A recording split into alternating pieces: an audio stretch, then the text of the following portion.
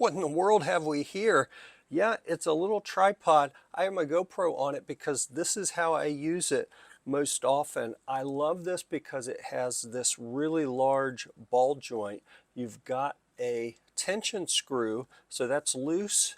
It goes all over the place. You've got a pretty good range of motion as is, but if you align the post here with the little cutout on the side, you can go all the way over.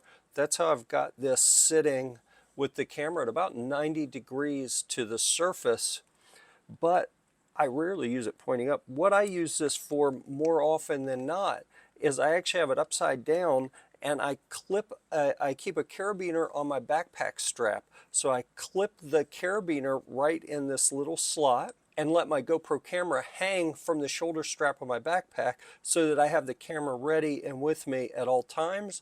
Then I will often use this. I can adjust the angle, so as I'm carrying the camera around, I can have it faced up, I can have it face down.